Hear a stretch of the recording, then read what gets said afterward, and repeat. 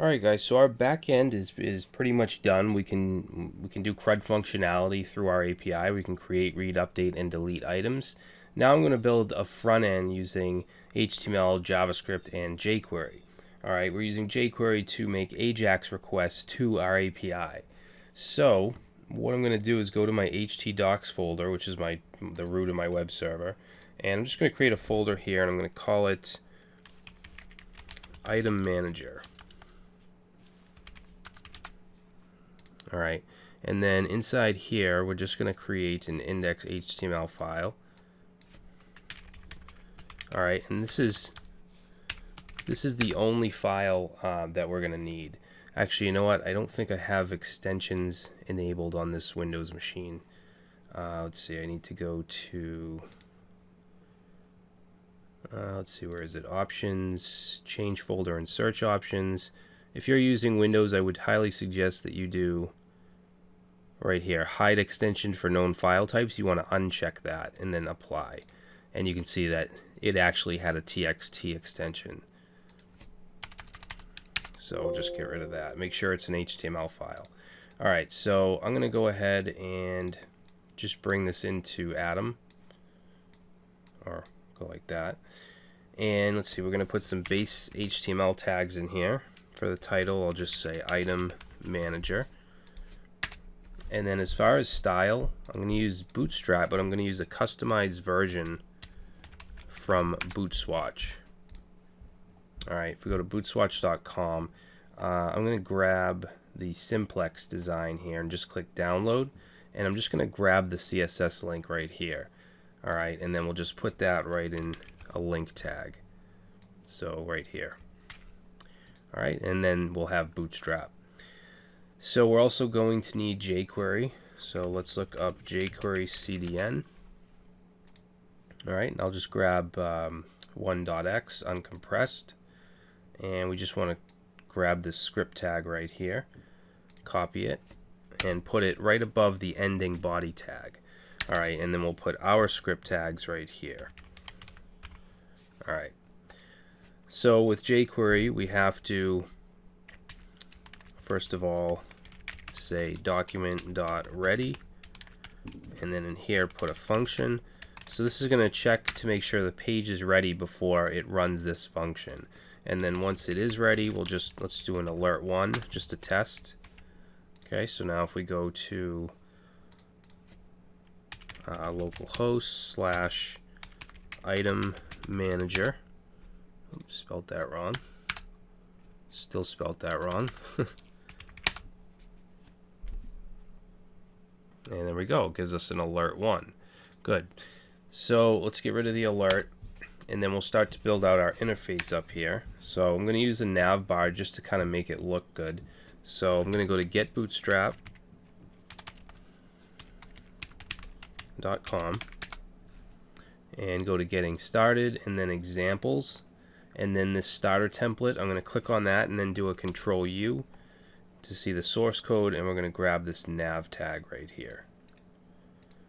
Alright, we'll put that right in here. And let's see, I'm going to get rid of the navbar fixed top class, and then I'm going to change the project name right here to Item Manager. And then as far as links, we're just going to have a home link. It's going to be a single page application. So we'll set that to just / and then actually, yeah, and then we'll just get rid of this active class. Alright, so let's see what that looks like. Okay, there's our nav bar. It looks different because we're using Bootswatch. We're not using the regular Bootstrap theme. Now we want to fetch data from our API. We want to grab the items and output them here. So in our HTML, what I'm going to do is first of all put a div with the class. We're going to put the class of container, and then in here I'm going to put a UL, and I'm going to give this an ID of items. Okay, this is where they're going to be put into dynamically. Okay, we're not going to put anything in here in the HTML. And then I'm also going to give it a class, a Bootstrap class of list group. Alright, so we want to fetch the data from the API and then use jQuery and JavaScript to insert them into here as list items. Alright, so let's go down to our script, and we're going to create a function called getItems. Alright, and this is going to get items from API. Alright, I'm going to make this a little bigger for you guys. Alright, so we want to make an AJAX request, and there's a few different ways to do it with jQuery. We're going to use the AJAX function. Okay, so we want to do $AJAX, and then this is going to take in an object, so we want to put in some curly braces, and then you want to specify the URL that you want to make the request from, which in our case is going to be http:/item api.dev/api/items. Okay, that's where we set it to.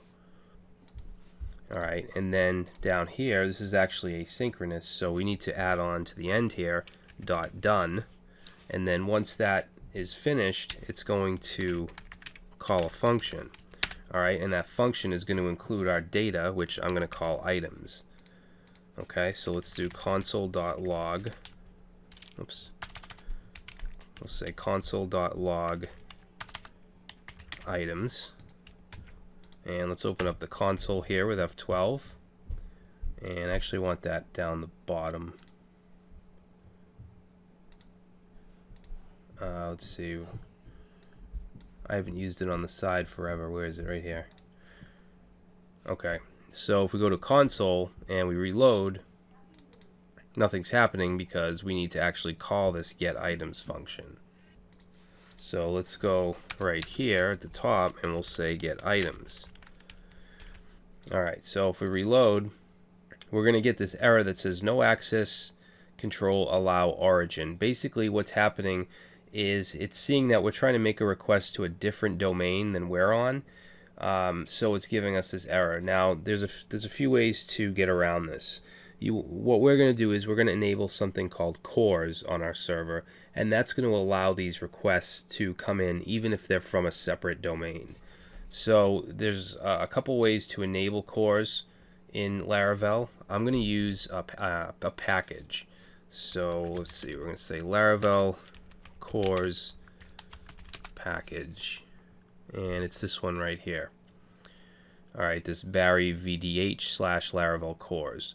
All we have to do is install it with Composer, and then we're going to add this to the middleware. Alright, and then we'll no longer get that error. So let's open up Commander or whatever you're using for your terminal, and let's see, we're going to just grab this right here and we'll paste that in, install that, and then we're going to copy this right here. Okay, so this is going to go into our config app.php file on our Laravel website. Alright, we'll just wait for that to finish. Alright, that's all set. Now let's go to Laravel, and we're going to go into config app.php, and we want to go down to the providers, which starts here, and we're going to put this right here. We'll paste that in. Alright, so now let's go back to our front end and reload. Okay, that still didn't work. Why didn't that work? Let's go back to the documentation here. So we installed it. No. Oh. Did I put the right thing in there? Let's go back down here. Alright, so I put that. Okay, so the last thing we need to do here is grab this and put it into our middleware. Okay, and this is going to be in app http kernel.php. So that's where is it? http kernel.php, and we're going to stick that right in here. Is that correct? Service, yeah, and then let's see. Did I do it right here? Service provider. Alright, so let's save kernel. and then hopefully that works. Let's go back and reload, and now you can see it's actually fetching our objects from the back end. Alright, cores enables us to do that, even though we're on a separate domain. Alright, so obviously we want to do more than just console log the items. We want them to display over here. So let's get rid of this. And what I'm going to do is create a variable called output. I'm going to set it to nothing by default. And then we need to loop through the items because it's an array. And then we want to add each one, we want to append onto this variable. So to loop through, I'm going to use a jQuery each loop. Alright, so we're going to say each, pass in the items, which are being passed back to us from our API. And then we're going to have a function. Alright, and that's going to give us in two attributes. We have the key and then the value, which I'm just going to call item. Okay, so we'll have access to each item individually. So now we want to take that output variable and we want to append to it with plus equals. Alright, and then we're going to use backticks right here. And this allows us to basically put in HTML here and use multiple lines. We don't have to concatenate or anything like that. Alright, just make sure you use the backticks, not quotes. The backtick is to the left of the number 1 key. Alright, and then in here we're going to put an li.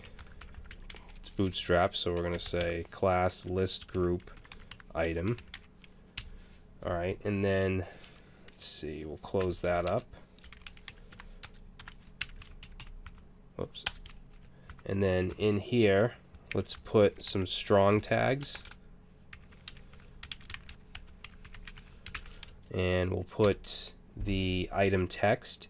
Now, when you want to put in a variable in a template string, you can use the money sign and then curly braces. And then we should be able to get item, which is coming from here. And remember, it's an object, so we want the text part of it. All right, so we can say item.text. And we'll put a colon here and a space, and then over here we'll put in the body, so we can say text.body. Alright, and then so far we're just building this output variable. Now we want to output it.